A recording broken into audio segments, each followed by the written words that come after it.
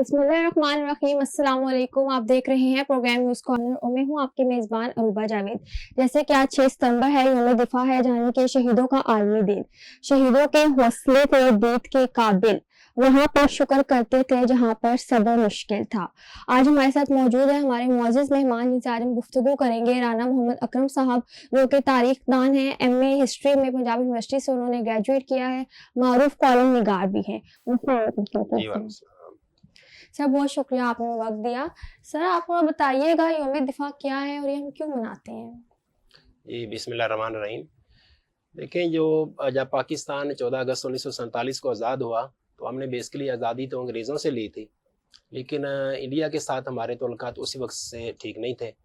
तो हुआ ये कि इंडिया ने हमें चूँकि दिल से कबूल नहीं किया था, उनका मकसद यही था कि पाकिस्तान उन्हीं का हिस्सा रहे।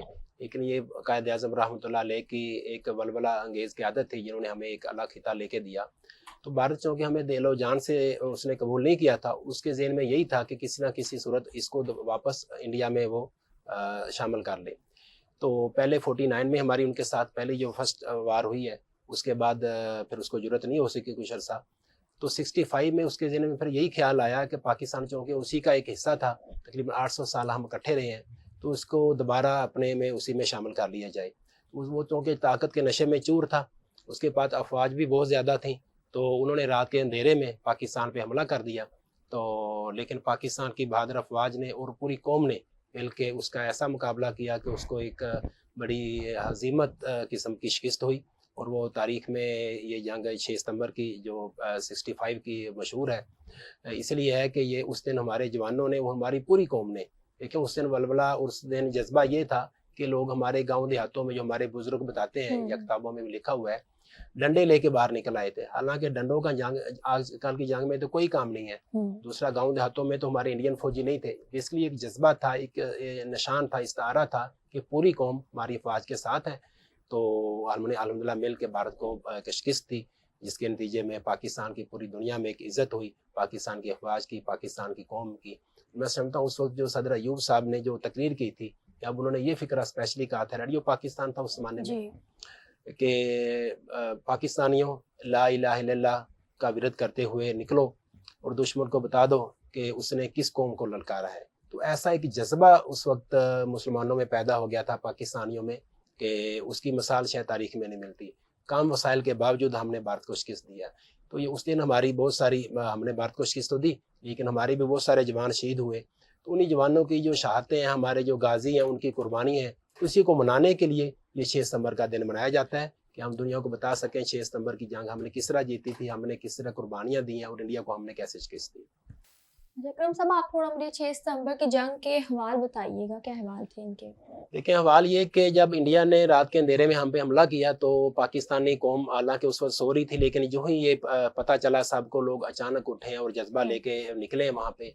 अज़ीज़ भट्टी शहीद जो थे, हमारे मेजर साहब थे, उन्होंने, जिनको निशान हैदर भी मिला, लाहौर का जो था मोर्चा उन्होंने सँभाल लिया। इंडिया का प्लान ये था कि हम सुबह को नाश्ता जो जाके लाहौर में करेंगे। यानी वो ताकत के नशे में ऐसे चूर थे, इतने उनको घमंड था अपनी ताकत पे, इंडियन फ़ौज को, इंडियन हुकूमत को, कि हमारे लिए कोई मसला पाकिस्तान पे कब्ज़ा करना कोई इशू है ही नहीं। और हम शाम का जो जिमखाना क्लब है लाहौर में, वहाँ हम अपना फतह का जश्न मनाएँगे, वहाँ हम शराब पिएँगे। ये उनका आर्मी चीफ़ का, कमांडर इन चीफ़ का बयान था। लेकिन अल्हम्दुलिल्लाह हमारी बहादुर अफ़वाज ने लाहौर के मोर्चे पे भी, इस तरह जो चविंडा है, जहाँ दुनिया की जो टैंकों की सबसे बड़ी जंग लड़ी गई है, तो उसको ये था कि जितने हमारे पास टैंक हैं, तो हम शायद इसको घंटे 2 घंटे में पूरा पाकिस्तान फ़तह कर लेंगे। जब लाहौर फ़तह हो गया, ऑलमोस्ट उनके ज़हन में यही था, ज्योग्राफी हिसाब से पाकिस्तान ही फ़तह हो जाएगा। लेकिन हमारे जवानों ने जिस तरह वहाँ पे उनको रोका, लोगों ने, ये जो पसरूर का इलाका, हमारा जो सियालकोट का इलाका है, वहाँ पे लोगों ने, ज़फ़रवाल है हमारी तहसील, अपने यानी खुद मोर्चे बना के, खुद, यानी मैं अर्ज़ कर रहा हूँ, जिस तरह सिर्फ हमारी फ़ौज तो सिर्फ 2 लाख थी उस वक़्त, लेकिन ऐसे लगता है कि जो पूरा का पूरा पाकिस्तान है, जो करोड़ों लोग हैं, सारे लड़ रहे हैं मिल के। ये अहवाल था, उनके सिर्फ फ़ौजी लड़ रहे थे और हमारे में जज़्बा ये था, शहादत का जज़्बा था कि पूरा पाकिस्तान मिल के लड़ रहा है। अल्हम्दुलिल्लाह इसी जज़्बे की वजह से हमने वो वहाँ उन पे, इंडिया पे फ़तह पाई है, उनको हमने वहीं पे रोक दिया। उनके जो उल्टा ये हुआ कि उनके बहुत सारे जो इलाके थे, वो हमने अल्हम्दुलिल्लाह हमारी पाक फ़ौज ने फ़तह कर लिए, जो कि माहदा ताशकंद जो हुआ था, اس کے بعد وہ ہم نے ان کو واپس لوٹا دیے. دوسرا جنگ ہوئی تھی, یعنی لوگوں میں ایک جذبہ تھا, لوگ ڈنڈے لے کے نکلے اور نعرہ تکبیر, پورے ملک میں ایک ماحول تھا. پھر ہمارے جو گلوکار تھے انہوں نے ترانے, ملی ترانے, میڈم نور جہاں نے اور دوسرے جو لوگ انہوں نے ایسا ایک جذبہ بیدار کیا کہ یعنی بھارت اس میں اس کے خلاف توقع اس کو سارا ہوا. اس کے ذہن میں ایسا تھا ہی نہیں کہ ہم یہ جنگ ہار بھی سکتے ہیں. اچھا سر, پاکستان بنانے کی اصل وجہ کیا تھی سیپریشن کی؟ دیکھیں, پاکستان جب بنا ہے تو اس وقت حالات یہی تھے کہ پاکستان جو مسلمان اور جو ہندو ہیں تقریباً 800 سال یہ اکٹھے رہے ہیں, اور وہاں پہ مسلمانوں نے ڈومین کیا, انہیں ہمیشہ مسلمانوں کی حکومتیں رہی ہیں. کبھی پہلے سلطنت جو تھی غلامہ تھی, خلجی تھی, تغلق تھے, اور اس طرح مختلف خاندان آتے رہے ہیں, لودھی تھے. اس کے بعد 300 سال تقریباً مغلوں کی حکومت رہی ہے پاکستان میں, یعنی انڈیا اور پاکستان متحدہ ہندوستان جو تھا اس میں. تو ہمیشہ ہم نے ڈومینیٹ کیا ہے, ہم نے ان کی یعنی جس کی لاٹھی اس کی بھینس کے مطابق. لیکن آج کل جو دور تھا ابھی یہ جو 20ویں صدی میں, اس میں دیکھا کہ ابھی بہت ساری تحریکیں برپا ہوئی ہیں کہ جس میں کے تحت جمہوریت کے مطابق جو ہوتا ہے, یعنی جس کے عوام زیادہ ہو ان کی حکومت ہوتی ہے. تو قائد اعظم نے یہ دیکھتے ہوئے رحمۃ اللہ علیہ نے کہ ابھی ہندوؤں کی آبادی چونکہ زیادہ ہے مسلمانوں سے, مسلمان تقریباً برِ صغیر میں 25-26% تھے اور ہندو تقریباً 55 سے 60% تھے, ڈبل سے بھی زیادہ تھے. انہوں نے جب یہ اندازہ کیا کہ اگر جمہوریت کے حساب سے یہاں جب انگریز چلے جائیں گے, اگر ہم اکٹھے رہے تو پاکستان مسلمان اور ہندو, تو اس کے مطابق تو ہمیشہ ہندو ہم پہ رول کریں گے. کیونکہ اگر آپ کہہ رہے ہیں کہ 100 کی آپ کی اسمبلی ہے, اس میں جب 55 یا 60 جو MNA ہوں گے ہندو ہی ہوں گے, تو آٹومیٹکلی عددی برتری انہیں کی ہے, تو پرائم منسٹر ان کا ہوگا, صدر ان کا ہوگا. تو ہمیں یہ چاہیے ہم ایک علیحدہ مملکت بنائیں جہاں صرف مسلمانوں کی حکومت ہو, ان کو اپنے جو ہماری اسلامی شریعت کے مطابق, اسلامی اصولوں کے مطابق ہم ایک علیحدہ ملک بنائیں جہاں پہ ہم اپنی آزاد زندگی بسر کر سکیں. اس میں جو ہمارے یہ 4 صوبے تھے, پنجاب, بلوچستان, سندھ اور سرحد اس وقت کہتے تھے, ابھی جس کو KP کے کہتے ہیں, اور ایسٹ میں تھا بنگال جو تھا, ان کو الگ ایک ریاست کا درجہ شکل دے دی جائے. یہ جو الہ آباد کا خطبہ ہے علامہ اقبال رحمۃ اللہ علیہ, ان کا تصور بھی یہی تھا. اس کے بعد جو قرارداد پاکستان پیش ہوئی 23 اگست 1940 کو, اس میں بھی یہی مطالبہ کیا گیا کہ جہاں جہاں مسلمانوں کی تعداد زیادہ ہے وہاں ان کی حکومت ہونی چاہیے, جہاں ہندوؤں کی تعداد زیادہ وہاں ہندوؤں کی حکومت چاہیے, تاکہ ہم الگ الگ رہیں, ہم مل کے نہیں رہ سکتے, کیونکہ اگر مل کے رہیں گے تو جو ہندو ہمیں ڈومینیٹ کریں گے. اچھا سر, اس 6 ستمبر کے دن یوم دفاع کا دن ہے, تو ہمارے اسکول کالجز میں کیا کیا جاتا ہے؟ عمومی طور پہ یہاں پہ چھٹی دے دی جاتی ہے, تو آپ کو کیا لگتا ہے کہ اس حوالے سے پروگرامز ہونے چاہیے اسکول کالجز میں, یا جیسے چھٹی دے دیتی ہیں تو یہ طریقہ کار ٹھیک ہے؟ جی بالکل, یہ تو پہلے کچھ عرصے تک ہم دیکھتے ہیں کہ اسٹیٹ کے لیول پہ, یعنی حکومت اس وقت باقاعدہ پروگرام کرتی تھی اسکولوں میں, کالجوں میں, ہر جگہ, یونیورسٹیز میں. ابھی شاید اس طرح کی توجہ نہیں دی جاتی. چھٹی کرنے کا مقصد یہ کہ بچے گھر بیٹھ جائیں اور وہ اپنے وہی موبائل دیکھیں, گیمیں دیکھیں, انہیں کیا پتا آج کے دن کیا ہوا تھا. اصل جو مقصد ہوتا ہے, جو روح ہے, وہ یہی ہوتی ہے کہ اس دن کیا ہوا تھا وہ لوگوں کو بتانا ہوتا ہے, پوری قوم کو بتانا ہوتا ہے, اور نوجوانوں کو خاص طور پہ ہمارا جو ملک ہے کن قربانیوں سے ہم نے حاصل کیا ہے. تو ہر جگہ تقاریب اور اس طرح کی تقاریر ہونی چاہیے, ہر اسکول میں, ہر کالج میں. یہ پتہ نہیں اب اسٹیٹ کا اس میں دلچسپی کیوں نہیں ہے.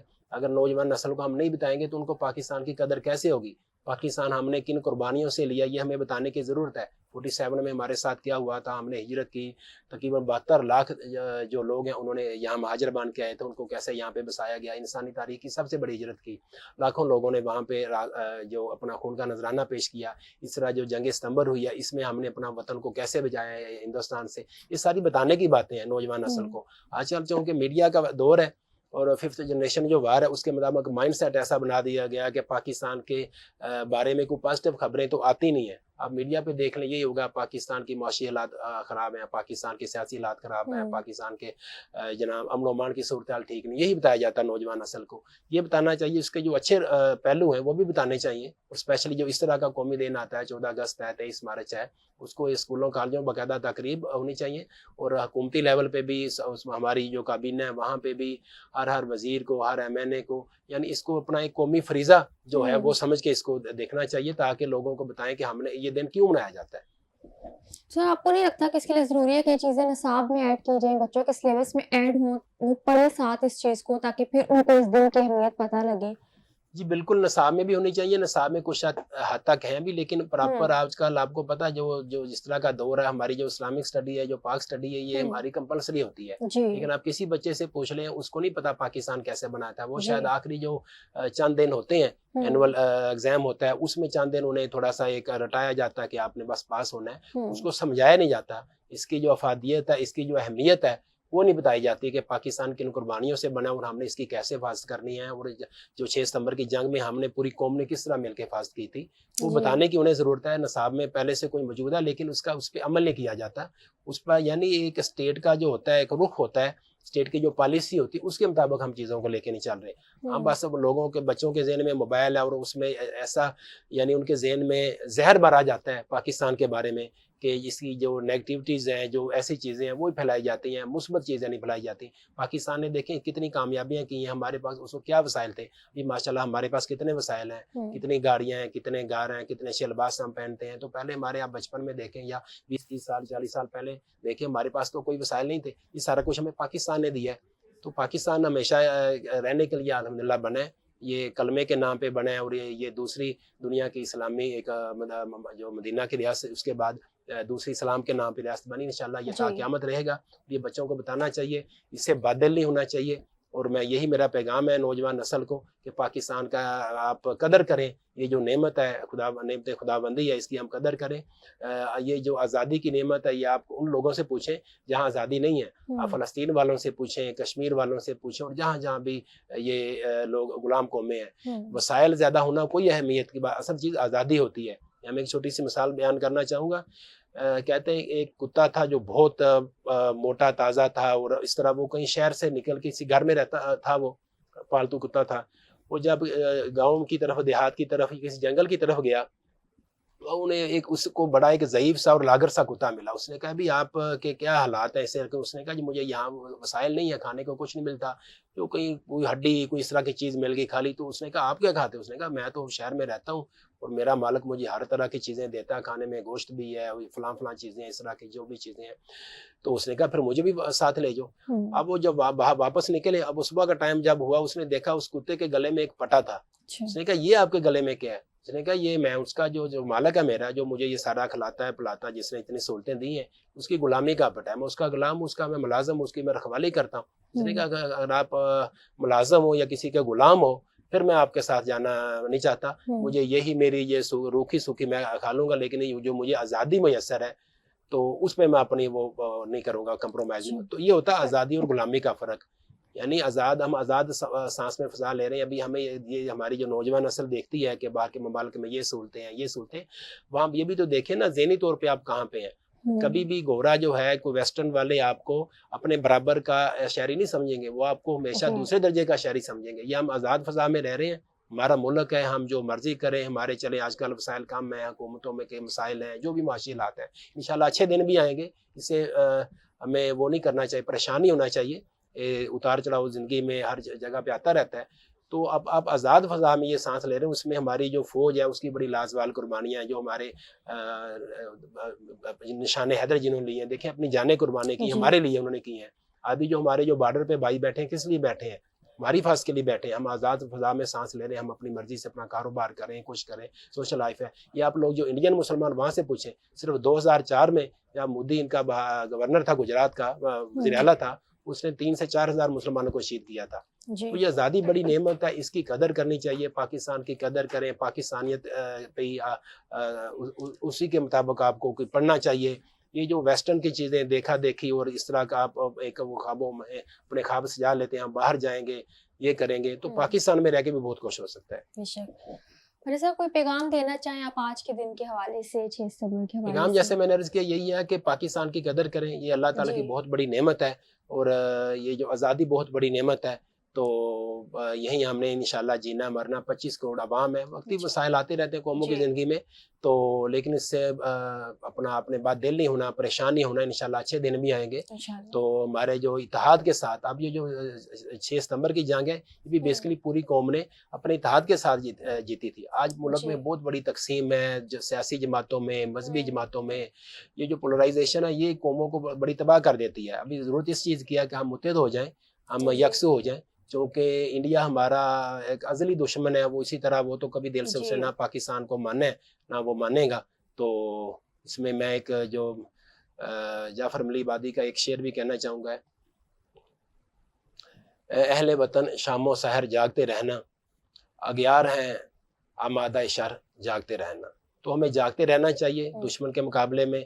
اپنے جو وسائل ہیں ان کو بروئے کار لاتے ہوئے اپنی فوج کے ساتھ ہم کھڑے ہیں انشاءاللہ، اور پاکستان کی ترقی میں، پاکستان دفاع میں ہم ہمیشہ حاضر ہیں. انشاءاللہ. ٹھیک ہے سر، بہت شکریہ آپ کا، آپ نے وقت جی دیا. بہت شکریہ. اسی کے ساتھ ہم اپنے پروگرام کا اختتام کرتے ہیں. ملیں گے اگلے پروگرام میں نئے موضوع کے ساتھ. تب تک کے لیے ہمیں اجازت دیجیے. خدا حافظ.